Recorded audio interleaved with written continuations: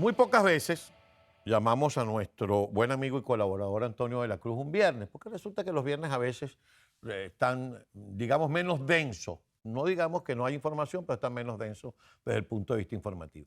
Pero el tablero político y geopolítico se está moviendo de tal manera que hoy viernes podemos hablar de lo que está pasando en Colombia y sus repercusiones, de lo que está pasando dentro del país y de cómo esta guerra que está desarrollándose entre Irán e Israel tiene una repercusión también en Venezuela. Y para eso hemos llamado a nuestro buen amigo Antonio de la Cruz, quien es el recurrente colaborador de este programa. Antonio, ¿cómo estás? Gusto saludarte.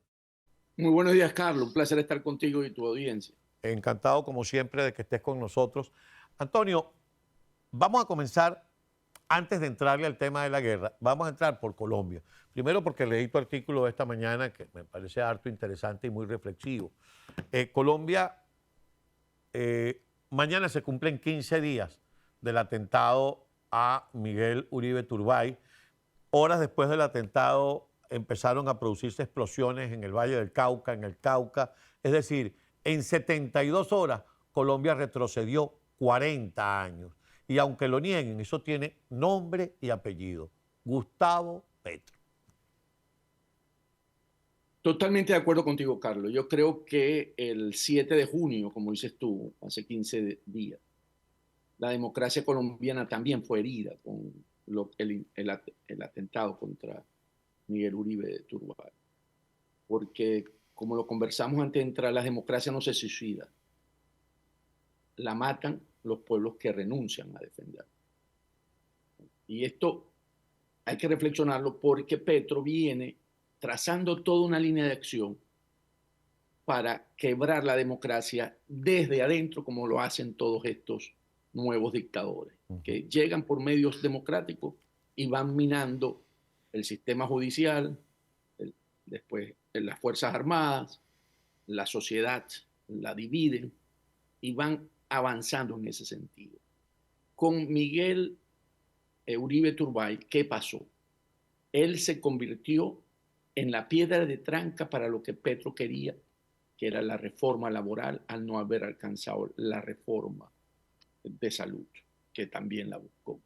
Petro de alguna manera quiere pasar como el gran presidente de las garantías sociales en Colombia y dejar ese en su legado. Y en ese momento, Armando Benedetti, que fue al Congreso a garantizarle a Petro su triunfo con la ley laboral, encontró que no pudo pasar. Y la piedra de tranca en esa búsqueda por la candidatura presidencial en Colombia por parte de la Fuerza Democrática, Miguel Uribe se convirtió en eso, en el estandarte que se opuso y fue tan fuerte que el mismo Petro lo confrontó y le dijo, es hora de que el pueblo haga lo que tenga que hacer. Y básicamente fue una sentencia sublime en ese momento. Yo no puedo asegurar que Petro fue el actor intelectual, pero sí podría intuir y ver cómo los tejidos se fueron moviendo, porque en Colombia el sicariato es una industria. A mí cuando me quieren poner que el sicariato, que la guerrilla, no hermano, y el narcotráfico, no hermano, si algo dejó hace 30, lo que señalaste como la guerra del narco contra el Estado colombiano, fue una industria del sicariato. Y esa industria del sicariato la contrata como contrata los servicios también cualquier otro que también los dio el narco, que fueron las damas de compañía, igual. O sea, esas industrias quedaron en Colombia después de la lucha de los grupos, ¿verdad?, de Pablo Escobar contra el Estado colombiano. Entonces, ¿qué pasa? Que por eso cuando tratan de unir los elementos, dicen, bueno, pero es que el que lo llevó no sabe y el que le dio el arma tampoco, porque todos esos elementos no están conectados directamente, sino servicios, el Uber, el que lo llevó, el de la moto, el que le prestó, el que le dio el arma. Pero el muchacho, para decir el joven de 15 años, fue a cumplir una misión. Y para mí, esto es una vendetta, ¿verdad?, de la frustración que generó en el Congreso cuando no pudieron pasar la ley. En ese momento, él se convirtió en un target. Y sabemos cómo actúan estos grupos, estas individualidades, por su manera de hacer. Cuando el mismo canciller de Colombia señaló que tanto Petro como Benedetti tienen adicción a la droga. O sea, hay una serie de elementos ahí de que conducen más bien por esa línea de acción que buscar, porque el narcotráfico en Colombia no tiene hoy problema. Hay más siembra de coca, casi el 300% más de como recibió Petro el estado del cultivo de la droga. Y los laboratorios están en Venezuela. Así O es. sea, y no hay enfrentamiento. Por ahí no es la situación no viene por ahí. Y la guerrilla tampoco, las disidencias, el ELN, tampoco se sienten amenazados por un candidato como Miguel Uribe, que no tenía hasta ese momento la primera opción dentro de las No, encuestas. exactamente, eso te iba a decir. Miguel Uribe no estaba de primero en las encuestas. De hecho, las pocas que yo llegué a ver, aparece Vicky Dávila con una muy baja puntuación, pero encabezando las encuestas. Y luego de esto, si Dios permita, este muchacho sale de este trance y quedase bien, cosa que lo vemos muy difícil por razones estrictamente lógicas y no porque uno sepa de medicina, y ojalá estemos equivocados, este muchacho se convierte en un virtual presidente de Colombia. Pero ahora voy a lo que tú decías. Nosotros no podemos asegurar que Petro es el autor intelectual. Y yo lo he conversado con algunos analistas colombianos, Antonio, y tú que ves el programa lo debes haber visto. Pero Petro sí creó, es el autor de la atmósfera que permitió ese retraso de 40 años en 72 horas. Ese lenguaje que tú y yo como venezolanos conocemos muy bien, que comenzó a ensayar Hugo Chávez en Venezuela, creó una atmósfera de violencia donde el adversario político no es el adversario político, sino que hay que derrotarlo físicamente, se convierte en un enemigo físico. ¿Qué hizo Miguel Uribe? Miguel Uribe dijo, derrotamos la consulta, no pasa la consulta de Gustavo Petro. ¿Y qué hizo Gustavo Petro? Le contestó a través de las cuentas sociales, de las redes sociales, prácticamente diciendo que había que eliminarlo. Totalmente. Entonces, ¿qué hace Petro? Petro divide eso que ocurre hoy, ¿verdad? A los colombianos entre el pueblo que es él, porque ellos son la encarnación del pueblo, y los enemigos del cambio, que son el resto. O sea, cuando no logra el pasar es que el pueblo no alcanzó el objetivo. O sea, porque se mimetizan con el pueblo. Y va desacreditando al Congreso, a los jueces, a la prensa, al registrador que ha hecho un rol importantísimo hasta ahora, que Sí. lo ha sostenido la democracia, ¿verdad?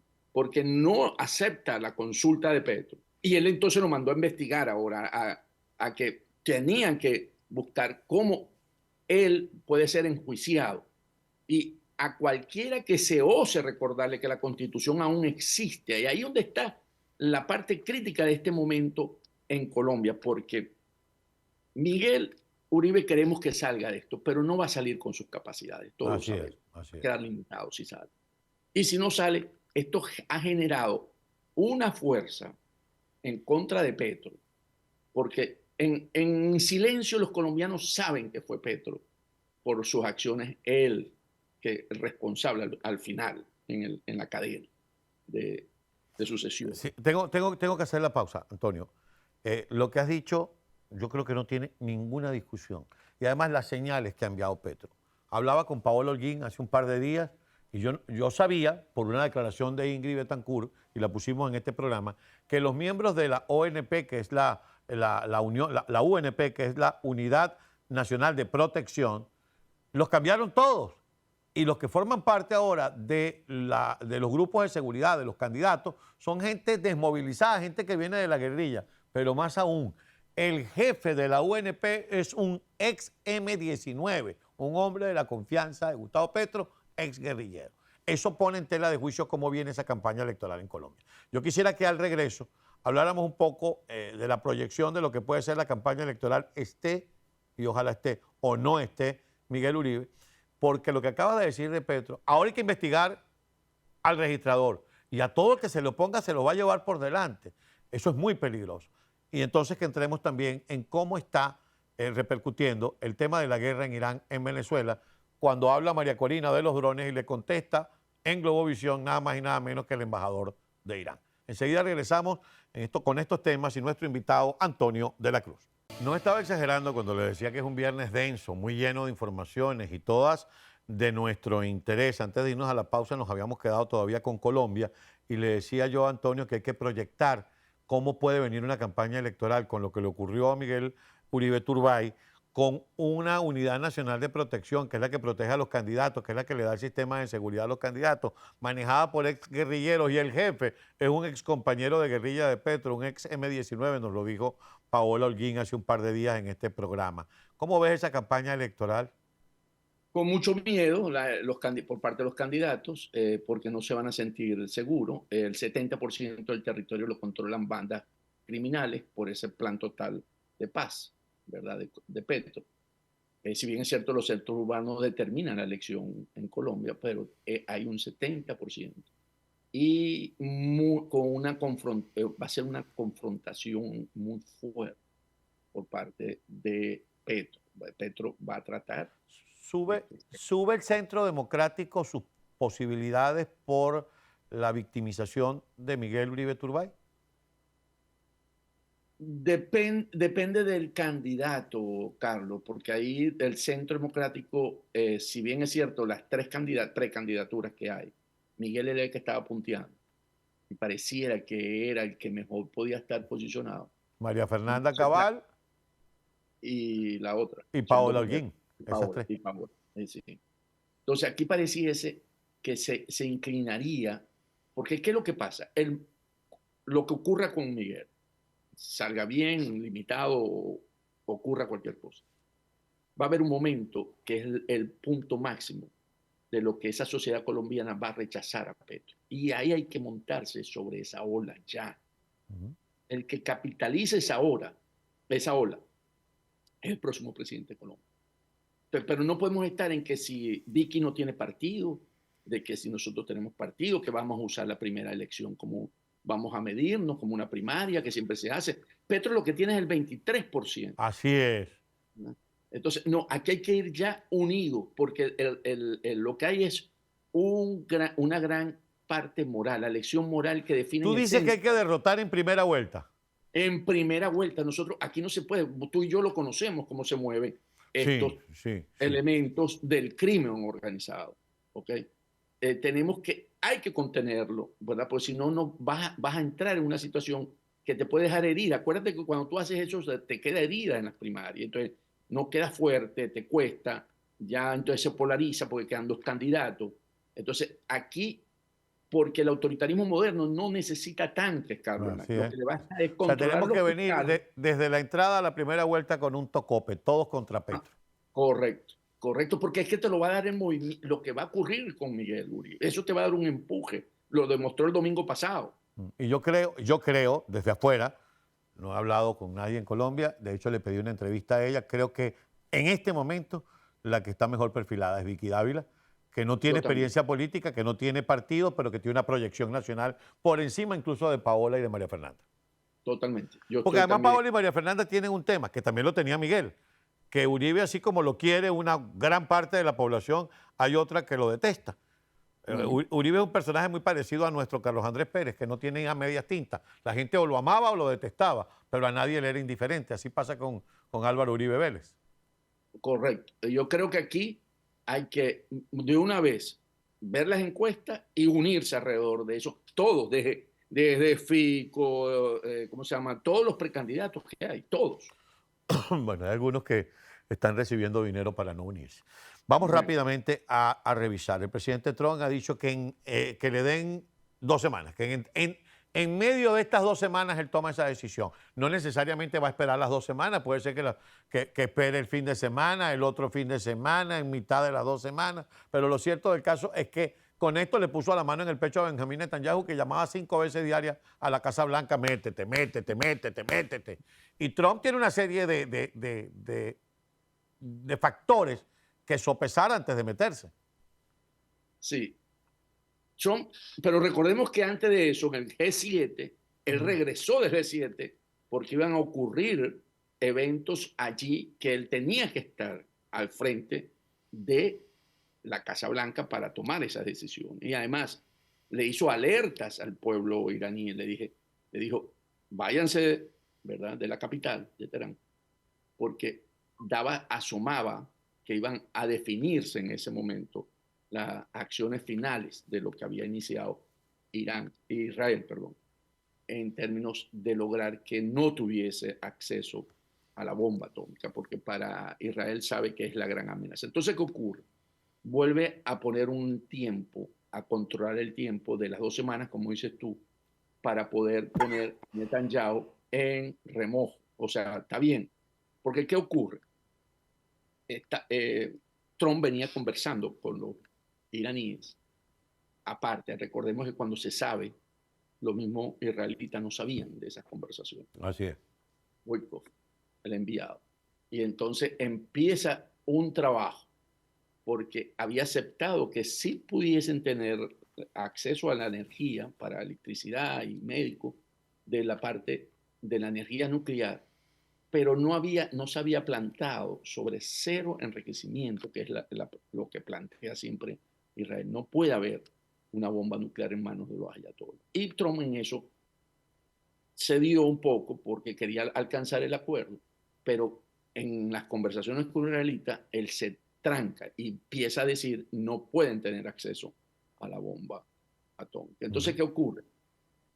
Que Israel, que tuvo el visto bueno de Trump, porque si no, no lo hace, avanza en una primera fase para demostrar que el régimen de los ayatolás tiene pies de barro, que ahí no hay nada que sostenga ese régimen. Y ellos habían planteado dos grandes opciones, ¿verdad? O nos llevamos por delante al ayatollah Khomeini, que sería descabezar el gobierno, y eso es lo que se llama cambio de régimen, in change, ¿verdad? O acabamos con donde realmente está la amenaza, que es en Fordow, que es donde ellos están, ¿verdad?, más cerca de alcanzar la bomba, porque ya están en un enriquecimiento del 60% de uranio. Entonces pueden llegar al 90% muy rápido, que es lo que están acelerando en estos tiempos que están buscando para ver si la pueden alcanzar. Entonces, ¿qué ocurre? Que ni regime change o cambio de régimen aprueba a los Estados Unidos por quién se monta, y ahí quisieron sacar al hijo de Pavel, ¿verdad? Del Reza Pahlavi. Ajá. Que no tiene pegada. No. No tiene pegada. Ese hombre creo que debe ser un hombre de mi edad, 50 y pico, 60 y pico de años, que salió en 1979. Lo que conoce de Irán es porque lo ha visto en películas y en libros. Y la gente no se Y la identifica gente no con él. lo conoce. No se identifica. Entonces, ese Mira no lo que es. voy a decir y me va a costar muy caro. Ese es como que en este momento caiga Maduro y regrese Leopoldo López queriendo ser presidente. Tú eres tremendo. No, Entonces, chico. entonces, ¿qué ocurre? Que entonces tú dices, bueno, pero ¿quién va a manejar eso si sale los ayatolás? Siempre se plantean eso. Es más inestable, más estable. Entonces, le da miedo. Entonces, y entrar, que es el único que tiene la bomba, tú lo has dicho muchas veces, para destruir ese búnker abajo a 500 metros de profundidad, son los Estados Unidos. Y hacer eso indica que se mete en la guerra. Porque el único que puede mandar el avión son los Estados Unidos, pues no ha preparado más nadie, la bomba la tiene él. Y eso entonces dice qué consecuencias puede traer eso para el resto, porque, bueno, hasta ahora no han cerrado el estrecho de Hormuz, porque, bueno, los iraníes no quieren jugar con eso, a pesar de que a quien afecta si cierra el estrecho de Hormuz, si bien sube el precio del petróleo, pero es a los chinos, sus aliados, porque el 20%, que son alrededor de unos 25 millones de barriles días que pasan por ahí, de eso se van como 5 para China, porque los iraníes le venden de esa producción que ellos tienen, 3.3 millones de barriles día, casi el 70% a los chinos. Pero Entonces, el petróleo no, el petróleo subió ayer 1 y pico%. porque no han trancado el estrecho, no hay Si lo amenaza. trancan, nos fregamos, porque aquí se pone a $10 el galón de gasolina. Ajá, se pone 8 o 9, correcto. Pero entonces, ¿qué ocurre? Que los iraníes tampoco están jugando, ¿verdad?, metras, no están jugando carritos. Dicen, si yo hago eso, Trump tiene todas las razones para bombardearme, porque le estoy subiendo el precio interno, le estoy atacando. Entonces dice, bueno, ok, no movamos esa ficha. Esa ficha no la quieren tocar los iraníes. Entonces, ¿qué ocurre? Que están entonces entrando a darle oportunidad nuevamente a la diplomacia en estas 2 semanas. Y entonces vienen los europeos que siempre salen, ¿verdad? Vamos a reunirnos aquí en Viena. Entonces fue el canciller iraní, porque en este momento están de rodillas los iraníes. A mí eso es que sí, se han disparado unos cohetes básicos a Israel, pero los que están ahorita en la posición más débil, porque puede caer el régimen y ellos no pueden dejar que el régimen caiga. ¿Okay? Sí, Y así aquí es. los Entonces yo hacen los creo, la reunión de mañana, porque está, corrijo, de hoy, la reunión de hoy, donde va a estar Gran Bretaña, Francia, alemanes. Alemania, el canciller iraní, y Trump lo está viendo desde lejos, es una reunión en la que ellos van a proponer que Irán se quede con un mínimo de trabajo con uranio para razones médicas, para razones de generación de energía eléctrica, etcétera, pero ni Israel ni Estados Unidos no quieren ni siquiera un mínimo. Cero energía atómica. Me tengo que ir a la pausa. Al regreso, vamos a analizar eso y lo vamos ya a combinar, lo vamos a mezclar con la presencia iraní en Venezuela, no desde Nicolás Maduro, desde el paro petrolero del año 2002. Recuerda que el Pilín León, que ahora se llama Negra Matea, que el Marixa Sayalero, que ahora se llama Negra Hipólita, todos esos barcos, quienes los movieron fueron los iraníes cuando separaron los marinos mercantes en Venezuela. Al regreso con nuestro invitado, Antonio de la Cruz. Seguimos nuestra conversación con Antonio de la Cruz y estábamos hablando del tema de lo que significa ahora las implicaciones, las relaciones entre Venezuela e Irán, no desde ahora, es desde Hugo Chávez.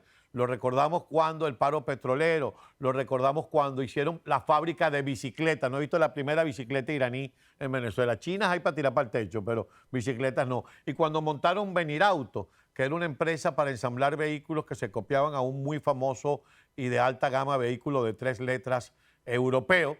Y al final de cuentas yo creo que hicieron 10 carros para toda Venezuela y no sabemos qué se hace en esa fábrica de vehículos. Cuéntame, Antonio, ¿cómo ves eso? Sí, la relación Irán-Venezuela es una relación que data desde Hugo Chávez. Es más, ahí podemos recordar que Fidel Castro le alertó a Chávez que no le parecía que era una relación que podía prosperar por el elemento terrorista iraní. Si nos damos cuenta, Cuba no tiene una extraordinaria relación con Irán. O sea, no son en ese término aliados. Entonces, ¿qué hizo Chávez en ese mundo multipolar contra el imperialismo yanqui, según la mentalidad de Chávez? Se alió con el eje iraní que tenía la misma postura frente a los Estados Unidos y se aliaron y firmaron más de 300 acuerdos, ¿ok? Entre ambos, estaba desde Mahmoud Ahmadinejad, ¿verdad? Esa alianza desde el 99 en defensa, inteligencia, energía, ciberseguridad, ¿verdad?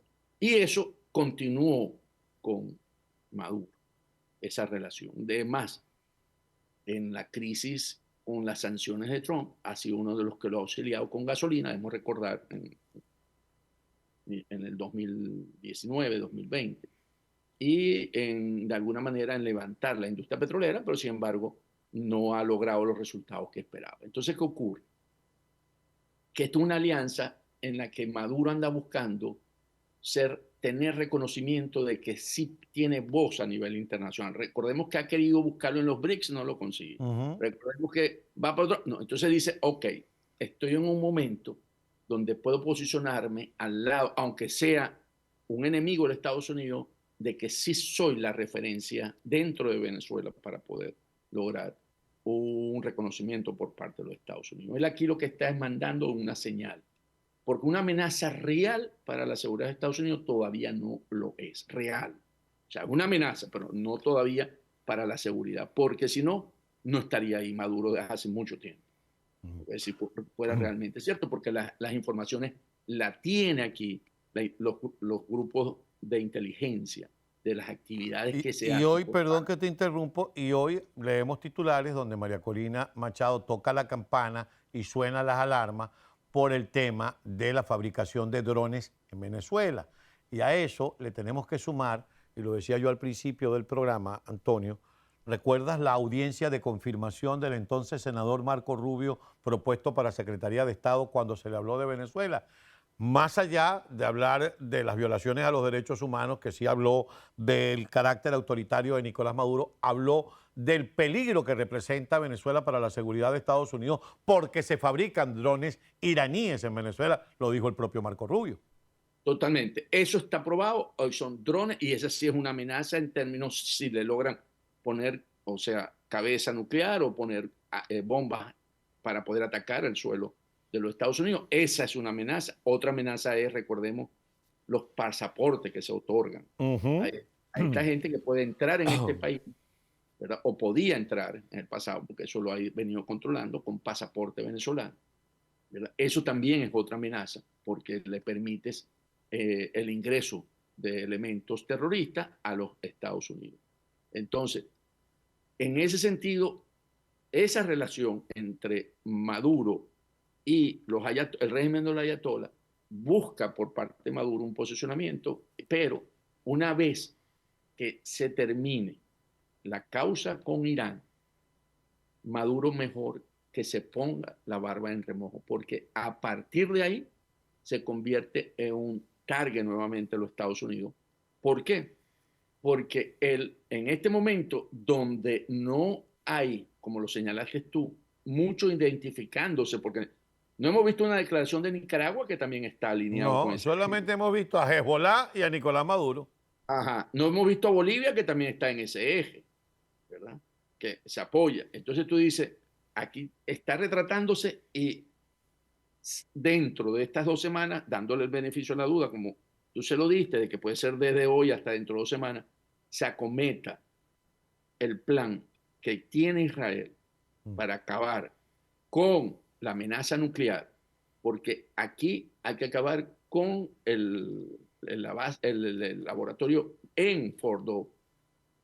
Y yo creo, o sea, ya es una cuestión de gusto personal, que hay que salir de los ayatolás para poder que ese pueblo consiga nuevamente un camino Ahora, donde Antonio, podamos. ya me dicen que tengo que despedirte, pero no puedo dejar de señalarte esta particularidad. Yo decía en principio que cuando un personero del mundo diplomático se refiere o le responde a un activista o a un dirigente político del país, inmediatamente saltaba la injerencia en asuntos internos. María Corina hizo el alerta del cual hablamos hace un minuto sobre la fabricación de drones iraníes y le contesta no el gobierno diciéndole nosotros hacemos negocio con quien queramos. No, le contesta el embajador iraní desde Globovisión y diciendo que Venezuela tiene derecho a crecer desde el punto de vista tecnológico y militar.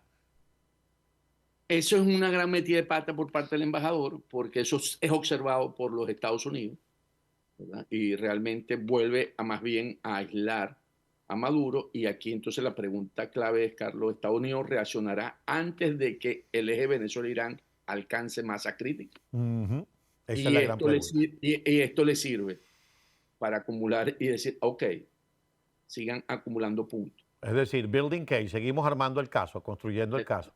Nada más y nada Claro. menos contesta a la principal dirigente de oposición, no le contesta el régimen, le contesta el embajador iraní, defendiendo el derecho de Venezuela a crecer tecnológica y militarmente.